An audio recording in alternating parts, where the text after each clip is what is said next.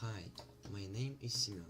I got interested in English the very first minute I heard it from my English teacher. I liked everything in English. Its pronunciation, its intonation, its songs and poetry. It was like music for me.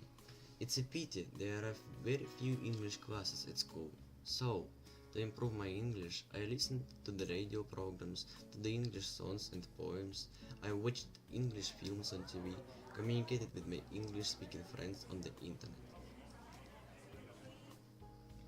I was so crazy about learning English that 2 years ago my parents told me that the best way of mastering English is chatting with native speakers, and we decided to make a trip to the UK, traveling alone in England by bicycles.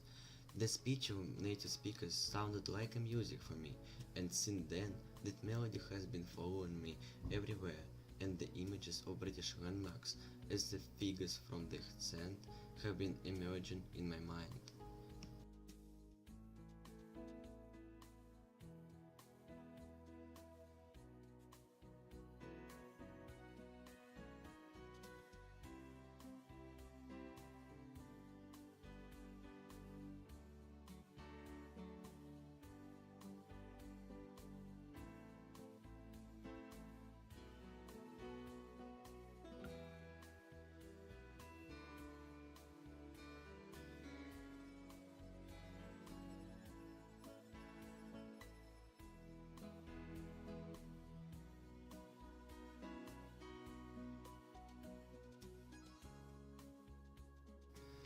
We began to get acquainted with the country, with the most popular London attractions where the languages of all countries intertwine in the crowds of tourists.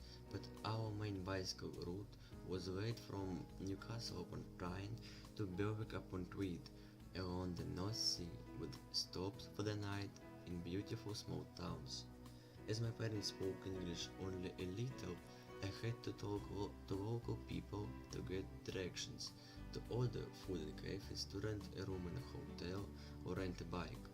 All the people I talked to had a great sense of humor and tried to encourage me by saying something fun and entertaining.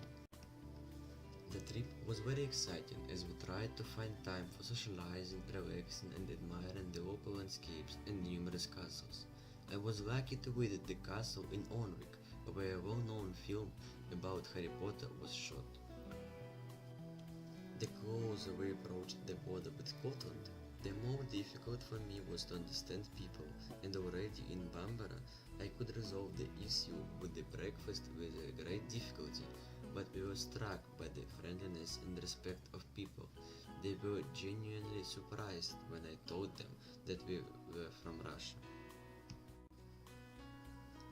I understood that the English language as well as Russian has a lot of tones, from the rough growling in Rostov to melodic vocalization of the sound O in Vologda. But the most thrilling event awaited me in Berwick.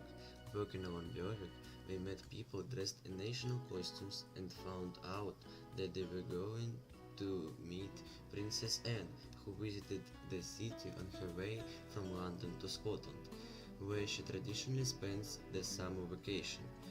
We were amazed when the princess got out of the car and moved along the sidewalk in a crowd of people.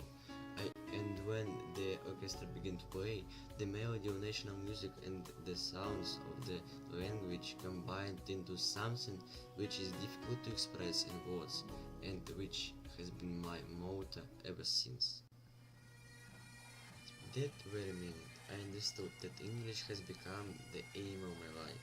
I am a high school student at the moment, and I know for sure which profession I am going to pursue in the future.